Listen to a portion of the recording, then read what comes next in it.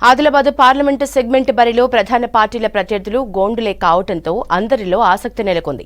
MP సెగ్మెంట్లో ప్రధాన పార్టీల బలాబలాలు మారనున్నాయి. గోండుల ఆధిపత్యం ఉన్న సెగ్మెంట్లో ముగ్గురికి ఓట్లు చీలుతాయనే భావన వ్యక్తమవుతోంది. మరోవైపు లంబాడీల మద్దతుతో ఏ పార్టీ గెలుస్తుందనని ఉత్కంఠభరితంగా మారింది.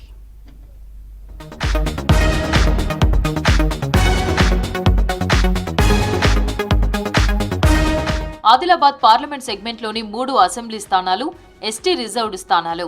బోధ్, ఖానాపూర్, ఆసిఫాబాద్ అసెంబ్లీ స్థానాల్లో 50% గిరిజనులు ఉన్నారు. మొత్తం 7 అసెంబ్లీ స్థానాల్లో 4.10 లక్షల మంది గిరిజనులు ఉన్నారు. నాన్ రిజర్వ్ అసెంబ్లీ స్థానాల్లో 75,000 మంది గిరిజనులు ఉన్నారు. సిర్పూర్, ఆదిలాబాద్, ముధోల్, నిర్మల్ అసెంబ్లీ సెగ్మెంట్లలో సుమారు 1.20 లక్షల గిరిజనులున్నారు.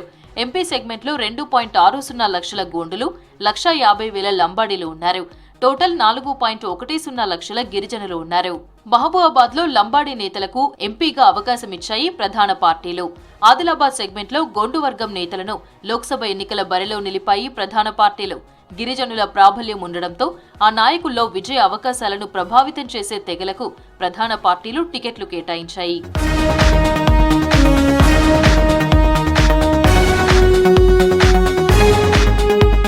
2009లో జరిగిన ఎన్నికల్లో టీడీపీ అభ్యర్థిగా లంబాడీ నేత రాథోడ్ రమేష్ పోటీ చేసి గెలిచారు. బీజేపీ నుంచి అడే తుకారాం, కాంగ్రెస్ నుంచి కొట్నాక రమేష్, ప్రజారాజ్యం నుంచి మెస్రం నాగిరావులు పోటీ చేసి ఓడిపోయారు.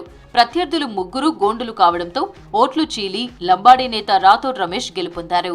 2014లో జరిగిన ఎన్నికల్లో టీడీపీ, బీజేపీ అభ్యర్థిగా రాథోడ్ రమేష్, కాంగ్రెస్ నుంచి నరేష్ జాదవ్, బీఆర్ఎస్ అభ్యర్థిగా గొడెం నగేష్ పోటీ చేశారు.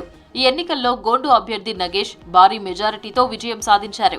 ప్రధాన పార్టీల్లో 2 లంబాడీ నేతలు బరిలో దిగారు.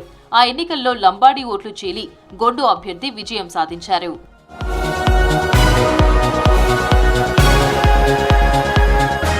2019లో జరిగిన ఎన్నికల్లో బీజేపీ అభ్యర్థిగా సోయం బాపురావు, కాంగ్రెస్ అభ్యర్థిగా రాథోడ్ రమేష్, బీఆర్ఎస్ అభ్యర్థిగా గొడెం నగేష్లు పోటీ పడ్డారు.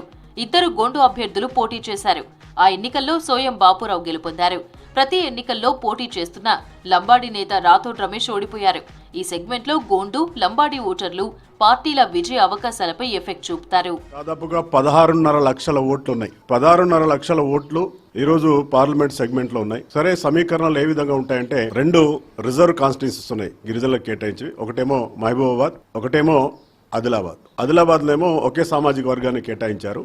అదే మాదిరిగా సేమ్ ఫార్ములా మహబూబాబాద్ లో లంబాడీ సామాజిక వర్గానికి, ఇక్కడ ఆదివాసుల సామాజిక వర్గానికి కేటాయించారు. ఇక్కడ దీని ప్రభావం గిరిభావం అనేది ఏముండదు. ఎందుకంటే సరే, ఈక్వేషన్స్ ఏ విధంగా ఉన్నా కూడా పార్టీ నాయకత్వం, మరి పార్టీ ఈరోజు ఏ పార్టీ అయితే దేశంలో మరి మంచి చేసుకోవడానికి ఆస్కారం ఉంది అనేది ప్రజలు చాలా తెలివైన ప్రజలు.